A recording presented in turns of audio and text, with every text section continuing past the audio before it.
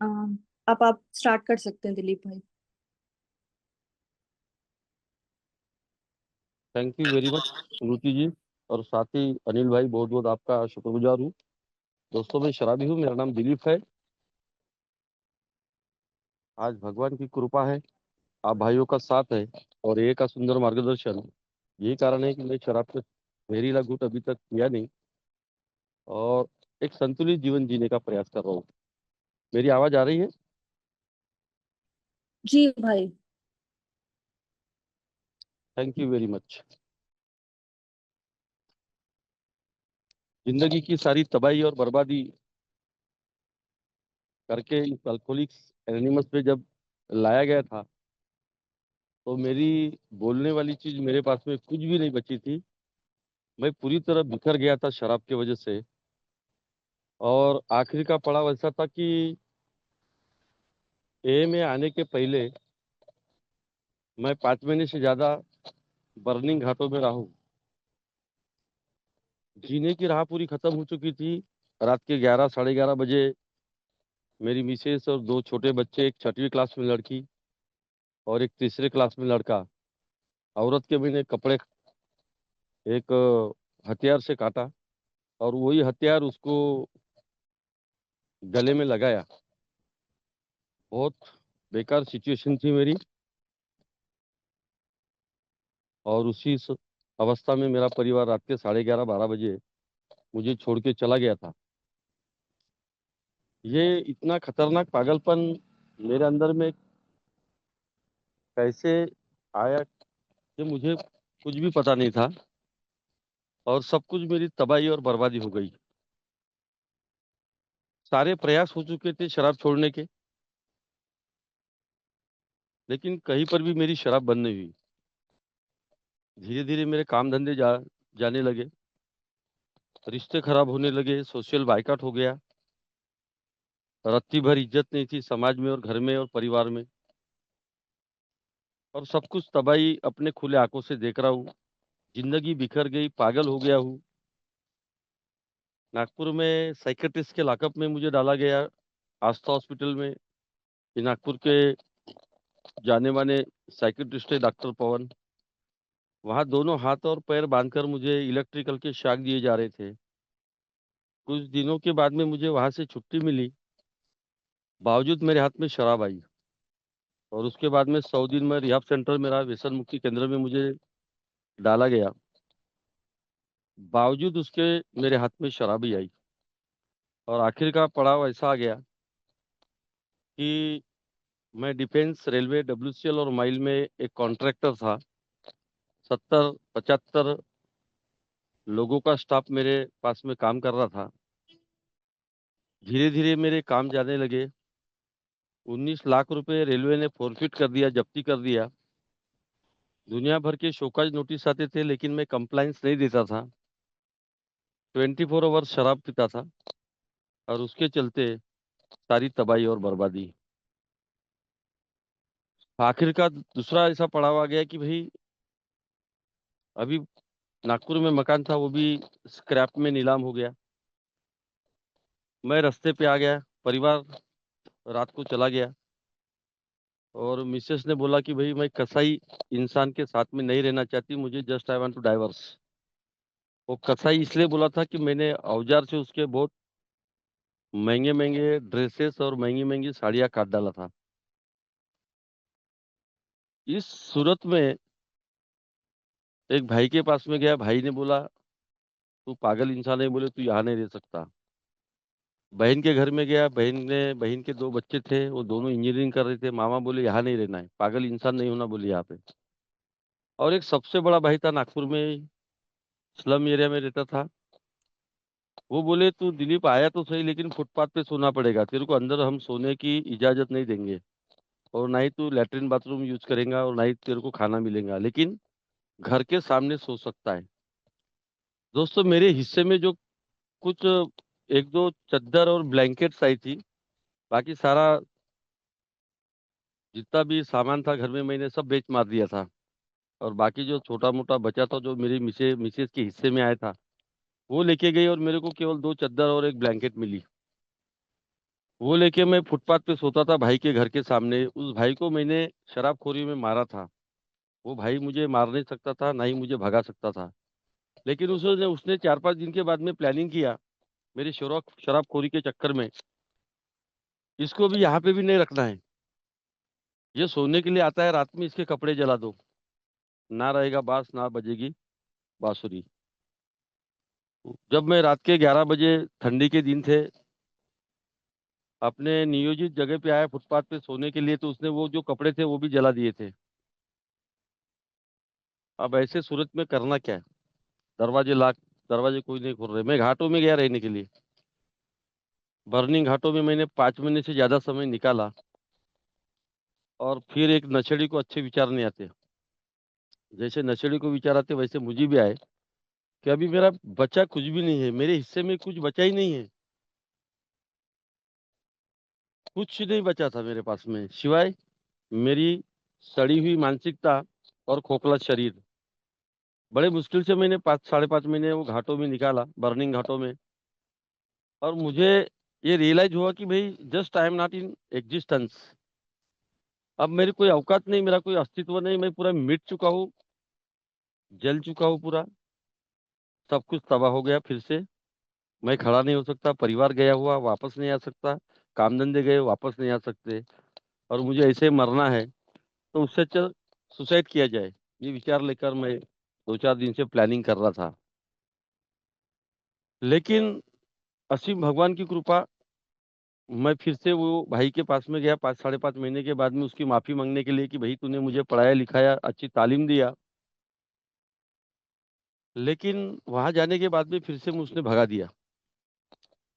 भगाने के बाद में 1 साल सोबर एक मेंबर, मेरा दोस्त था, पुरानी हमारी दोस्ती थी, एक ही बस्ती में रहना था। उसने देखा, दिलीप बोले तेरी अवस्था क्यों ऐसी हो गई है, पैर में चप्पल नहीं, कितने दिन से नहाए नहीं, ब्रश नहीं।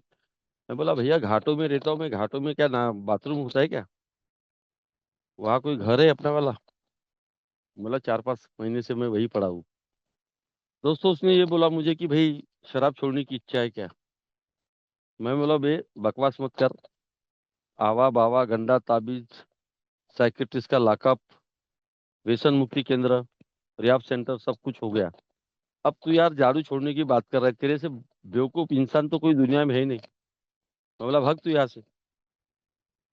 दोस्तों उसने बोला मुझे कि फलाने फलाने जगह आज रिट्रीट है, 2 दिन चल तू मेरे साथ। दोस्तों मैं उनके साथ में चला गया। बॉडी से पूरा पानी निकल रहा था, बारी कपकपा रही थी, वाइब्रेशन हो रहा था। 15-16 साल की शराब थी। और वो शराब ऐसी नहीं थी, मैं पैटिया 3 बजे से पीता था। 10 कुत्ते मेरे पीछे लगते थे, मैं कुत्तों के भीड़ के बीच में जाता था, दोपहर सुबह शाम पैटिया। यानी 24 आवर्स मुझे दारू लगती थी। पूरी डिपेंडेंसी पूरी शराब के ऊपर हो गई थी। इस प्रकार का मैं शराबी, जो इंटरनेशनल लेवल पर जो पैटर्न बता दिए जाते हैं एक ड्रिंकर्स के, वो सारे पैटर्न्स मैंने खत्म कर दिया था। Social drinker, occasionally drinker, controlling drinker, मैं बन गया था हैबिचुअल ड्रिंकर। ये सारे पैटर्न मैंने खत्म कर दिया था। Just I want to drinks, otherwise I can't do anything. But in this circumstances I do not want to go into the details, but because the report is available to each and everyone regarding to alcohol, सिवाय alcohol के अलावा मुझे कुछ नहीं, मुझे काम नहीं प्यारा, मुझे औरत नहीं प्यारी, मुझे बच्चे प्यारे नहीं है, मुझे मेरे साइड प्यारे नहीं है, कुछ नहीं है। और आखिर का पड़ाव ऐसा था कि केवल हाथ में कटोरा नहीं था, भीख मांगने की नौबत आई थी। मेरी जिंदगी ऐसी हो गई थी कि नॉट समझ डेथ। नॉट समझ डेथ का मतलब सिंपल में होता है महल से रोड पे आना। मैं महल से रोड पे आ गया था। मेरा अच्छा खासा मकान आउटडोर फैक्ट्री नागपुर के पास था, वो मकान भी चला गया और मैं रास्ते पे आ गया। दोस्तों पहला दिन बड़े कठिन समस्या से गुजर रहा था। बॉडी कप कपा रही है, बॉडी से पानी निकल रहा है, वाइब्रेशन, इमोशंस दुनिया भर का। बहुत ही क्रिटिकल सिचुएशन से पहला दिन बड़े मुश्किल से निकला। फिर दूसरा दिन लोग मटन खा रहे, रिट्रीट का प्रोग्राम था।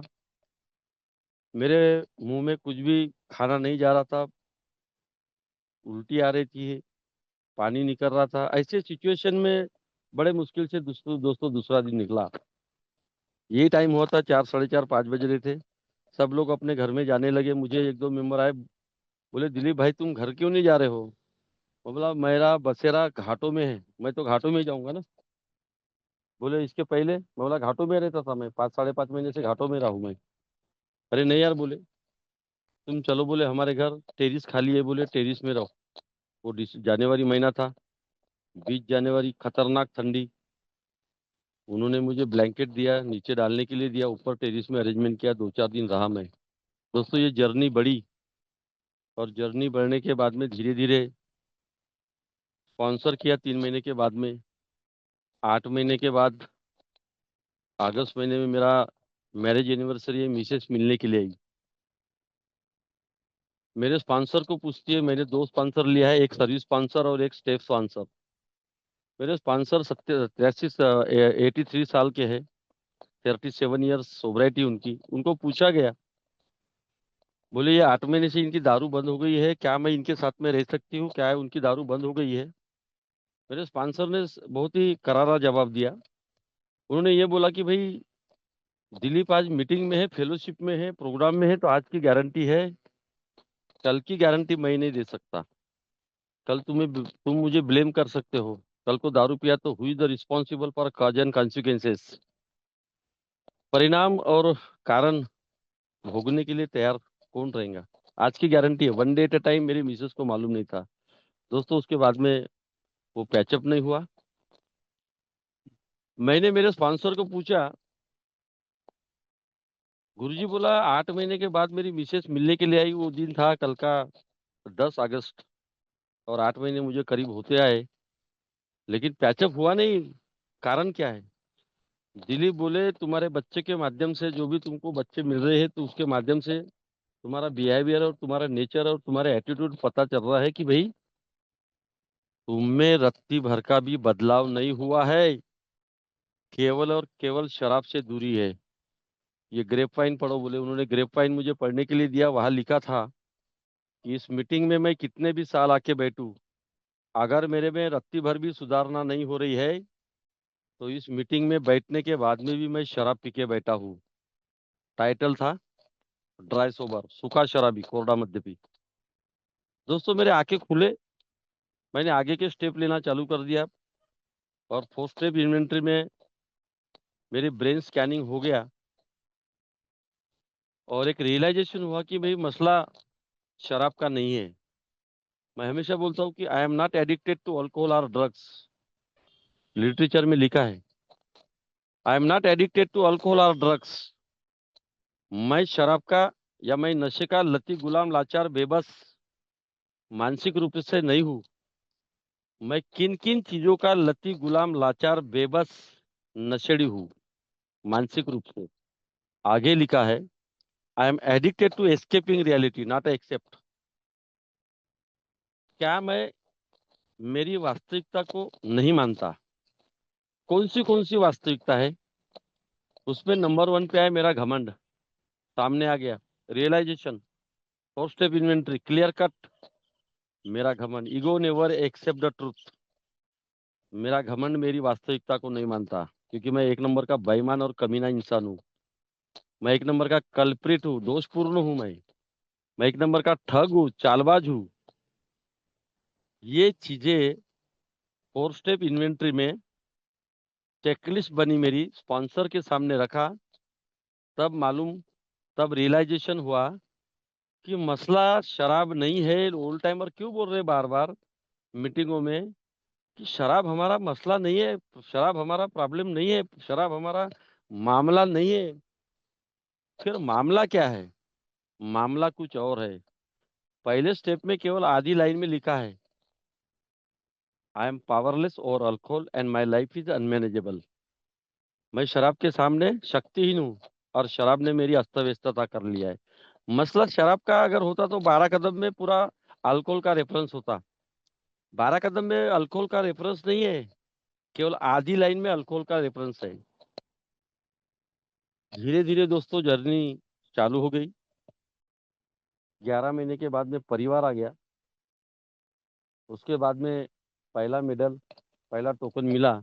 लड़की उस समय 10वीं में थी, सीबीएसई से निकाल कर स्टेट गवर्नमेंट के म्युनिसिपैलिटी के स्कूल में डाला।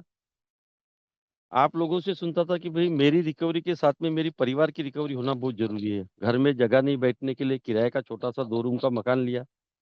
लड़की 10वीं में, ट्यूशन लगाने के पैसे नहीं, सीबीएसई से निकाल के म्युनिसिपैलिटी में डाल दिया। साइकिल जाने के लिए नहीं, वो बेचारी पैदल पैदल बगैर ट्यूशन म्युनिसिपैलिटी के स्कूल में जाने लगी। रिजल्ट बहुत ही कमाल का आ गया। लड़की को मेरिट 93%, 12वीं में मेरिट लड़की। अभी 3 महीने 4 महीने पहले 10वीं का रिजल्ट आया। लड़का मेरिट। जीने की राह। अब रास्ता चालू हो गया यहाँ से। बस मुझे हड़बड़ी नहीं करना है। यहाँ से मेरा पुनर्निर्माण चालू हो गया, जो आज का डेली रिफ्लेक्शन अभी आपने पढ़े। मुझे धैर्य रखना पड़ेगा। मेरी जीने की राह ये थी कि भाई मुझे ठीक ठाक शराब मिले, यही मेरी जीने की राह थी, दूसरी कोई राह थी नहीं। मस्त चकाचौंध जिंदगी में लाइमलाइट लाइफ में रहना, बड़ी बड़ी बातें करना, ग्रैंडिसिटी में रहना, ये मेरी थी जीने की राह। दूसरी तीसरी मेरी कोई जीने की राह नहीं थी। ऐश करना, एंजॉयमेंट करना, मनमानी करना, ये है मेरी जीने की राह। शराबखोरी में मुझे अय्याशी करने के लिए अच्छा लगता था। 4 दोस्तों को पिलाना, पूरे बिल खुद देना, ग्रैंडियोसिटी। महंगी ब्रांड लेके देना। मैं जो ब्रांड पी रहा हूँ, नहीं, मेरे से टीचर, मैं अगर छोटे लेवल का ब्रांड ले रहा हूँ, सिग्नेचर या वैट 69, तो मैं उसके लिए टीचर लेके दे रहा हूँ। जीने की राह मेरी इस टाइप की थी कि भाई मुझे दिखावा करना बहुत अच्छा आता था। बहुत अच्छा आता था दिखावा करना। ये मेरा शराबखोरी में जो जीने की राह बोला गया, ये जीने की राह थी मेरी। लेकिन ये जीने की राह मुझे तबाही की तरफ में लेके जा रही है, बर्बादी की तरफ में लेके जा रही है, नरक की तरफ में लेके जा रही थी। मेरी लड़की बोल रही थी मुझे, पापा बोले दुनिया का सबसे बुरा जेल खाना अगर कोई है तो वो है, बोले, हमारा अशांत घर। बोला वाह बेटी। शराबखोरी में बोलती थी लड़की मेरी, छोटी थी, 8वीं 9वीं क्लास में। पापा बोले दुनिया का सबसे बुरा जेल खाना अगर कोई है तो वो है अशांत घर, जो हमारा है, जो हमने, तुमने बोले पूरा तहस नहस कर दिया था। क्या कर रहा हूँ मैं? औरत के फीलिंग्स के साथ में खेल रहा हूँ। उसने मेरे शराबखोरी के चक्कर में पाइजन पी लिया। अभी एक उदाहरण बताया था मैंने आपको, प्रोग्राम अनुभव का है, अल्कोहलिक साइंस का प्रोग्राम का बेस है अनुभव। मेरे शराबखोरी के चक्कर में मेरी मिसेज बोलती थी मुझे बार बार, तुम बोले सुबह जाते हो तो बोले दोपहर में आने के बाद में भी ब्लैकआउट स्टेज, शाम को आ रहे ब्लैकआउट स्टेज, रात में आ रहे ब्लैकआउट स्टेज, बात कब करूं बोले तुमसे मैं? एक दिन ऐसा ही निकल गया, सुबह का टाइमिंग था, बोले मेरे को 5 मिनट तुमसे बात करना है। सुबह बच्चे 8 बजे स्कूल में जाते थे, मैं भी अपने काम धंधे से जाता था। बोला मेरे पास में 5 मिनट नहीं है, फिर बात करेंगे।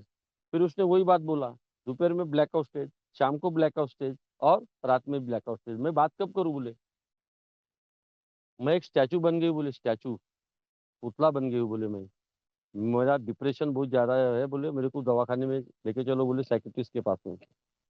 दोस्त मैंने सुना नहीं, कुछ नहीं, ज्यादा अपनी तरफ से कोई रिएक्ट नहीं किया, सीधा पीछे में गया, एक बियर बार है मेरे घर के पीछे में, वहां जाके पी लिया। With in a fraction of second आंख मेरे उछलते नहीं, तो मेरे भाई सामने रहते थे, उनका फोन आया, दिलीप बोले जल्दी आ, बोले तेरी मिसेस ने बोले पाइजन पी लिया है और समर्पण हॉस्पिटल में एडमिट कर लिया है।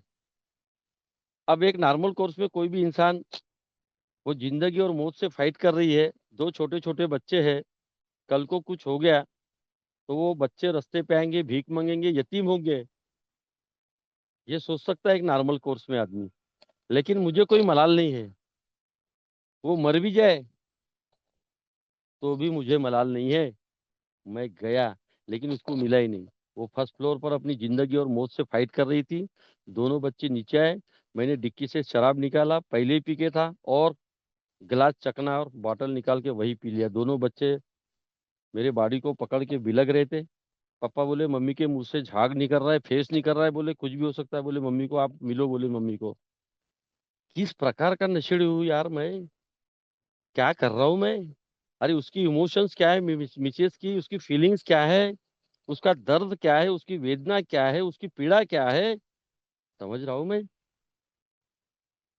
कितना बॉटम रॉक हो गया, कितना बॉटम हिट हो गया, सब कुछ साला चला गया, सब कुछ तबाह हो गया, बर्बाद हो गया, फिर भी झूठा घमंड, ज्ञानी होने का भ्रम और नकारात्मकता, ये सारी चीजें मुझे लेके डूब गई।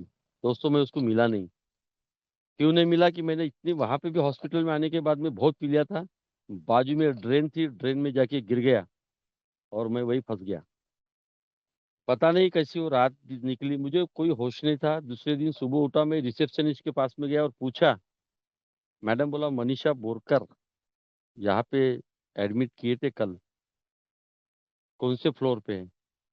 वो रिसेप्शनिस्ट मुझे बोलती है कि तुम्हारे समान थर्ड क्लास इंसान कभी देखा नहीं।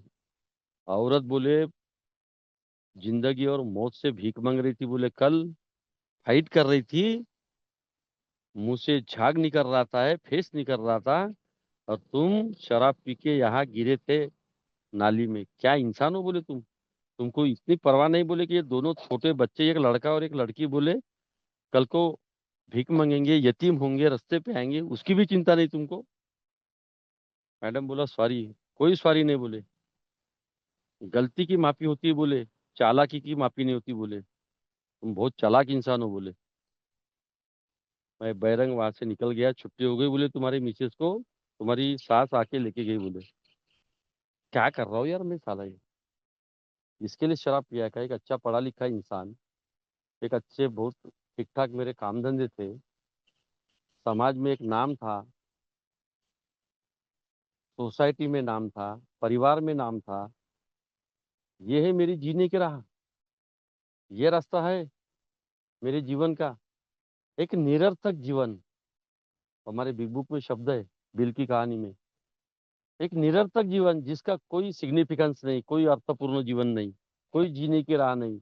Just I am wondering here and there like animal. क्या है जीने की राह मेरी? जस्ट आई एम वॉन्डरिंग, मैं भटक रहा हूँ। Just I am wondering here and there like animal. क्या कर रहा हूँ यार जिंदगी? इतना सुंदर जीवन मिलने के बाद में भी मैं क्या कर रहा हूँ? इसके लिए, ये सारी झंझटें के लिए मैं पैदा हुआ हूँ क्या? लेकिन ये सारी झंझटें शराबखोरी में मैंने कर लिया, फिर भी अपने आप को मान नहीं रहा था। ये है मेरी शराबियत, ये है मेरा अल्कोहलिज्म। लेकिन भगवान की असीम कृपा और आप निरंतर आप लोगों को सुनते रहने से एक रियलाइजेशन आ गया कि जीने की राह जो अल्कोहलिक्स एनोनिमस को अभिप्रेत है, वो है design of living, A way of life. मुझे प्रगति की ओर बढ़ना पड़ेगा। अभी अंधेरे में था मैं, अभी वो अंधेरे से निकल के मुझे प्रकाश की ओर लेके जा सकता है आप लोग। ये एक विश्वास आया। और चारों तरफ देख रहा था तो घना घोर अंधारा है जिंदगी में। कभी जिंदगी में रोशनी भी आएंगी ऐसी कोई गारंटी नहीं थी। मतलब पूरा डिप्रेस्ड, एंग्जाइटी, इल्यूजन, फ्रस्ट्रेशन में मैं जी रहा था। और कोई उम्मीद नहीं थी, आशा का किरण नहीं था कि सही में मेरी शराब वगैरह बंद हो सकती है। लेकिन ये जो फिर से दारू मेरी इधर आने के बाद में एक दिन के आधार पर धीरे धीरे सोब्राइटी बोलो या रिकवरी बोलो, उसमें मैं चलने लगा। लेकिन मुझे धैर्य रखना पड़ा, और आगे भी मुझे जीवन भर धैर्य रखना पड़ेगा। क्योंकि मैंने मेरी जिंदगी की तबाही और बर्बादी 2 या 4 रातों में नहीं किया। मैं 2 या 4 रातों में नशेड़ी नहीं बना। मैं आज का डेली रिफ्लेक्शन बहुत अच्छा है, पुनर्निर्माण, रिकंस्ट्रक्शन। 2 4 रातों में मैं इतना नशेड़ी या शराबी नहीं बना। इतनी आपाधापी या इतनी लाइफ कैलेमिटीज मेरी जिंदगी की आपाधापी हुई है, कोई 2 4 रातों में नहीं हुई है। मुझे संयम रखना पड़ेगा, सब्र रखना पड़ेगा। स्पॉन्सर के माध्यम से चौथा कदम लिया, बाकी के कदम लिया, तब मेरा शराब का कोहरा के साथ साथ प्रोग्राम की गहराई क्या है, प्रोग्राम क्या बताना चाहता है। जैसा भी आप लोगों ने कुछ महीने पहले बहुत अच्छा प्रोग्राम किए थे पिंक सिटी ने, इनसाइट बिग बुक के पूरे चैप्टर के ऊपर में, बहुत ही एक्सट्रीमली आई एम सही में ग्रेटफुल हूँ, मैं आभारी हूँ। उसके बाद में स्टेप वर्क में चले, इनसाइट, कितना बढ़िया प्रोग्राम, क्या एक एक सब्जेक्ट की गहराई, बहुत ही मतलब अप्रिशिएट करने वाली बात थी कि मैं एक्चुअली मैं क्या हूँ, मेरे हिस्से में क्या है। चौथे पांचवें कदम में समझ में आता है कि मेरे हिस्से में क्या है। इतने हिस्से में बट गया हूं मैं, मेरे हिस्से में कुछ बचा ही नहीं। जिंदगी से बड़ी कोई सजा ही नहीं, और जुर्म क्या है पता ही नहीं।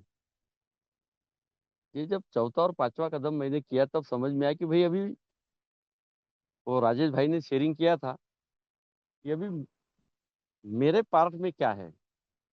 इसलिए मैंने बोला कि इतने हिस्से में बट गया हूं मैं, मेरे हिस्से में कुछ बचा ही नहीं, जिंदगी से बड़ी सजा ही नहीं, और जुर्म क्या है पता ही नहीं।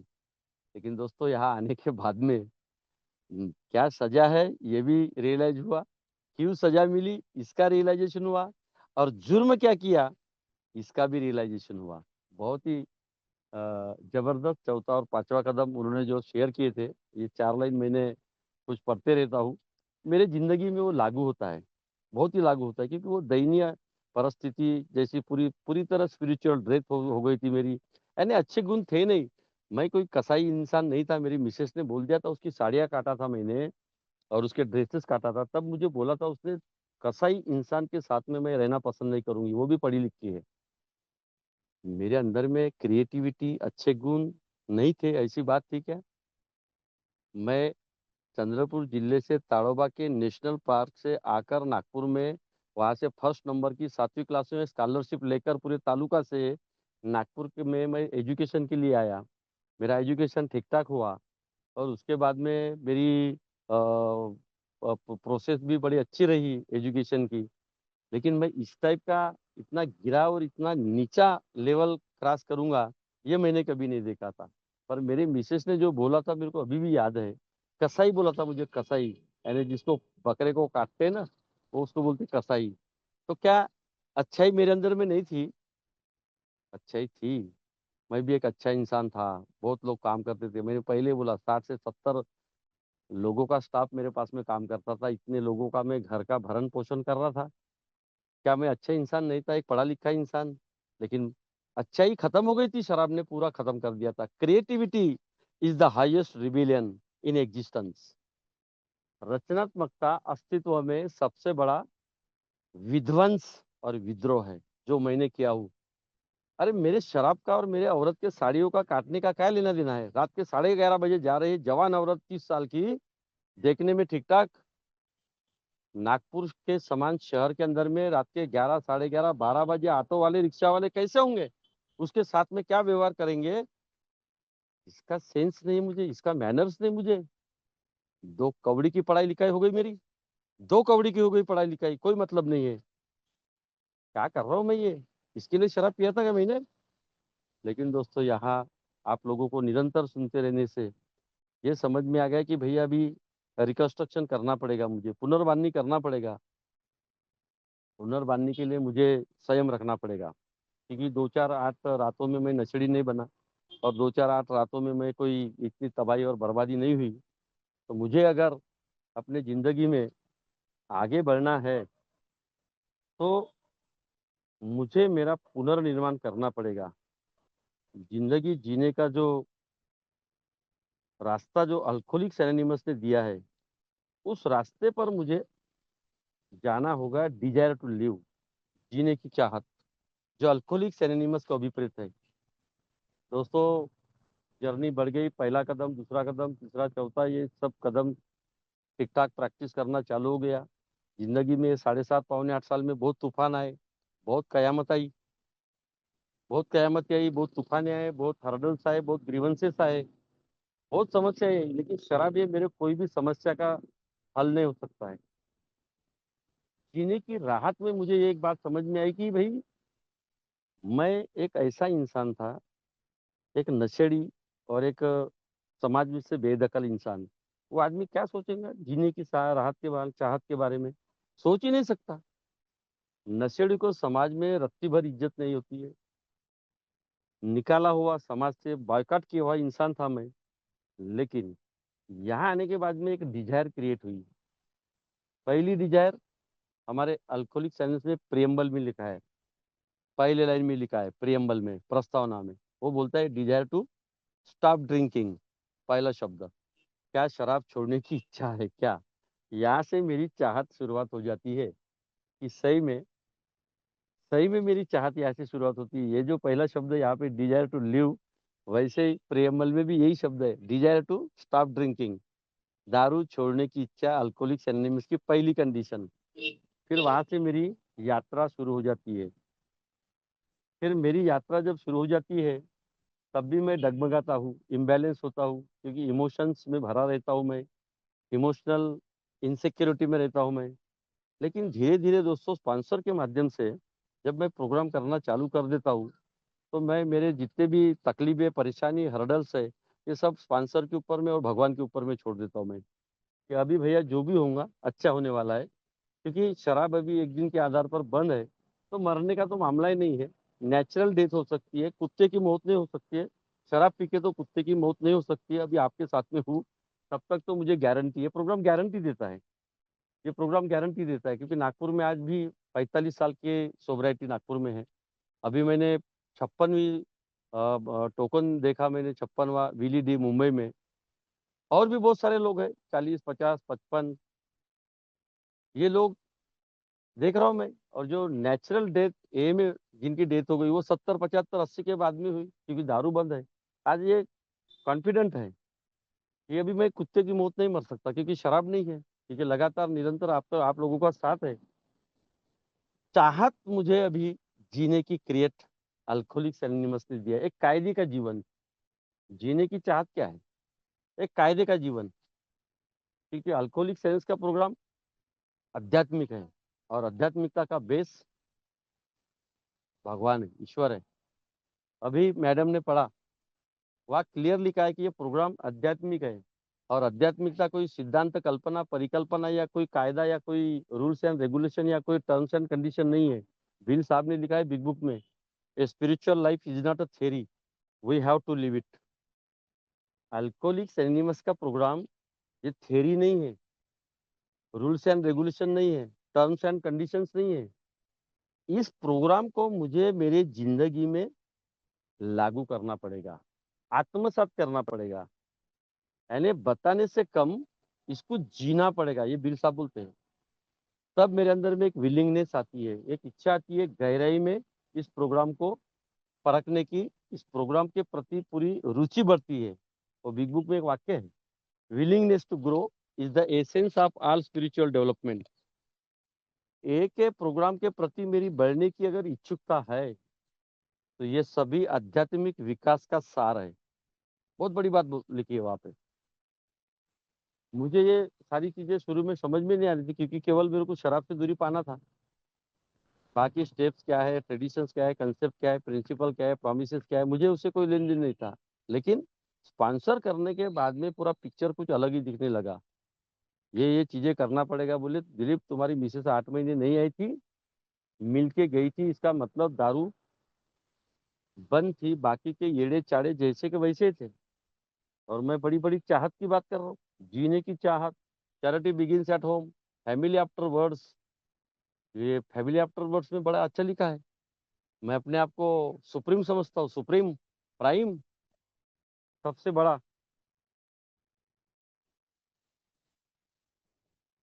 आवाज आ रही क्या? जी भाई, आ रही है। और एक कॉल आया था, सॉरी। तो मैं बहुत बड़े बड़े प्लानिंग करने वाला, मेरी एम्बिशंस बड़ी बड़ी रहती थी शराबखोरी में। इसको कोई मतलब नहीं है। अभी तो मुझे झुकना पड़ेगा, मुझे सरेंडर होना पड़ेगा भगवान के सामने, ईश्वर के सामने। मुझे सरेंडर होना पड़ेगा। मैं कौन था, क्या था। और मेरे को मेरे प्रेजुडाइज को भूलना पड़ेगा, मेरी पूर्व धारणा को भूलना पड़ेगा। पूर्व धारणा जब तक नहीं भूलूंगा, मैं आगे नहीं बढ़ सकता। ये प्रोग्राम करना पड़ेगा। इसलिए willingness to grow is the essence of all spiritual development. Alcoholics Anonymous के प्रोग्राम के प्रति अगर बढ़ने की इच्छा है गहराई से, तो ये सभी आध्यात्मिक विकास का सार बोला गया है। दोस्तों, इसको मैंने रियलाइज करना चालू कर दिया था, क्योंकि आध्यात्मिकता ये रियलाइज करने की बात है। आध्यात्मिकता बताने से कम रियलाइज करने की बात है, एहसास करना पड़ेगा मुझे। दोस्तों, धीरे धीरे ये जर्नी चालू हो गई। और दुनिया भर की कैलेमिटीज थी, आपाधापी थी, दुनिया भर के हर्डल्स थे, दुनिया भर के तूफान थे। आज भी है, ऐसी बात नहीं है। लेकिन आज अभाव में जो जिंदगी में जी रहा हूँ, वो जो जिंदगी में लाइमलाइट वाली जीता था, चकाचौंध जिंदगी जीता था मैं, 70-80 लोग काम कर रहे हैं, 5-6 साइट चालू है, 4 व्हीलर से घूम रहा हूँ, दारू 24 गाड़ी में पड़ी है, 1-2 लोग साथ में है, कोई सिगरेट ला रहा है, कोई पानी ला रहा है, कोई गिलास बना दे रहा है, और बड़ी बड़ी बड़ी बातें हो रही है, वाहवाही बहुत ज्यादा हो रही है, नहीं भाऊ तुम्हारे समान आदमी नहीं, तुम्हारे समान ऐसा नहीं, भगवान हो, ये हो वो, उसमें मैं पूरा बह गया। ये थी मेरी ग्रैंडिसिटी, इसको बोलते सेल्फ इंस्टिंक्ट। मैं पूरा सेल्फ इंस्टिंक्ट में चला गया था, क्योंकि ख्वाहिशें मेरी बहुत बड़ी बड़ी थी, बहुत बड़ी बड़ी ख्वाहिशें थी, लेकिन जो एक रंगमंच मिला अल्कोहलिक्स एनोनिमस की मीटिंग में आने के बाद, आप लोगों को सुनते रहने के बाद, और स्पॉन्सर की मदद से जो एक रंगमंच मिला, और इसमें जो मेरा किरदार जो चालू हो गया, वो मिला है जीने की राहत। वो है जीने की राहत।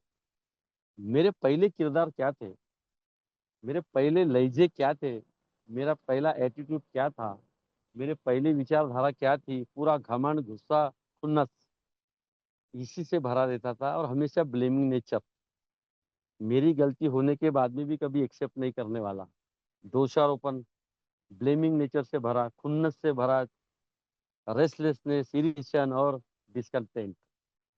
क्या आज भी वही चीज है? शराबखोरी में तो था चिड़चिड़ा, असमाधानी, असंतुष्ट, अस्वस्थ, आज भी है? ये सवाल है मैं अपने आप से करता हूँ। इसलिए मैंने आजकल वो ग्रेप वाइन का तकिया कलाम बना लिया। वो चीज मुझे बार बार ब्रेन में स्टार्मिंग करती है कि केवल और केवल दारू छोड़ने का ये प्रोग्राम नहीं है। बिल साहब ने क्लियर बोला है, लिखा है कि the Alcoholics Anonymous program is not a get to sober. उसके आगे लिखा है कि the Alcoholics Anonymous program is happy, joyous, fearless success then get to sober. क्या आज आत्म शांति है? क्या आज चिड़चिड़ा हूँ?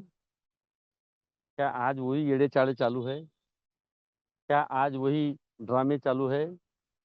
क्या वही 420 है? क्या वही रेते गले रेतना चालू है? ये सारे सवाल मुझे ग्रेफाइन और बिग बुक में मिले।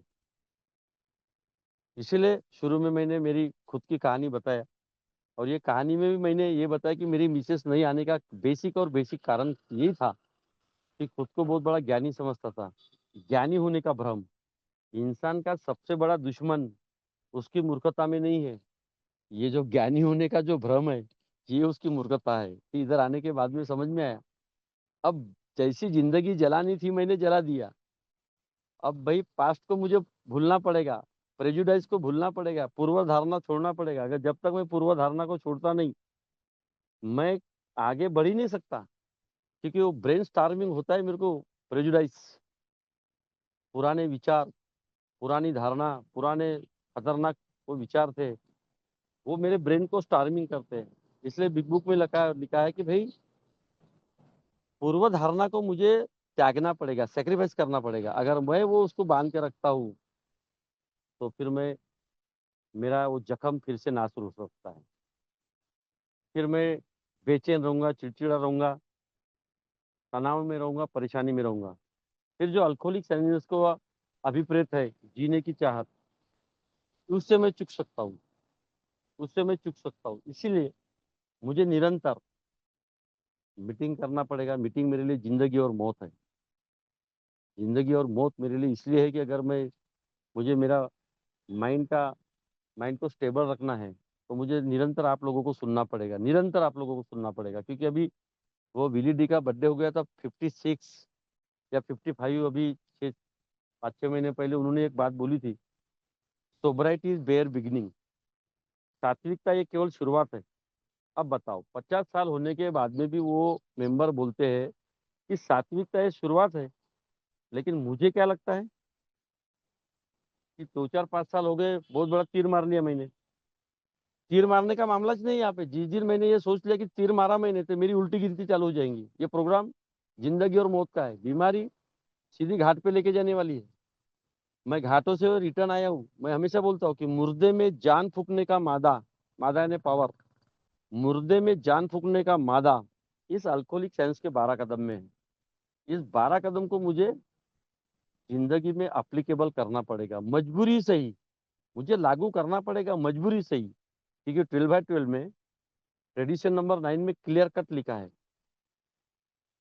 कि मैं 12 कदम की अवहेलना करता हूँ तो मैंने मेरा डेथ वारंट, मौत का फतवा जारी कर दिया। इतनी बड़ी बात बोला है। तो दारू से दूरी का मसला ही नहीं है अभी अल्कोहलिक्स एनोनिमस का प्रोग्राम। ओल्ड टाइमर बार बार बोलते थे, मैं बड़ा कंफ्यूज होता था। 6 महीने हो गए, 8 महीने हो गए, साल होते आ रहा है, फिर भी यार ओल्ड टाइमर बोल रहे कि दारू ही हमारा कोई प्रॉब्लम नहीं है। इसीलिए बोला गया कि sobriety is not just about alcohol. दारू की दूरी ये सब कुछ नहीं है। Sobriety is not just about alcohol. मुझे डिटॉक्स करना पड़ेगा। केवल और केवल शराब से दूरी सब कुछ नहीं है। मुझे डिटॉक्स करना पड़ेगा। किन किन चीजों को डिटॉक्स करना पड़ेगा? गुस्से को, घमंड को और दिलीप भाई, खुन्नस को। आपसे रिक्वेस्ट है 5 मिनट और लीजिएगा। Okay, okay.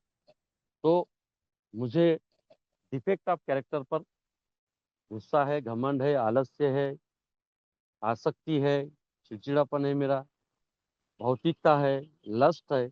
इन सारी चीजों पे मुझे काम करना पड़ेगा। बीमारी मेरी ये है। इसलिए मैंने शुरू में बोला था कि भाई I am not addicted to alcohol और drugs, I am addicted to escaping reality, not accept.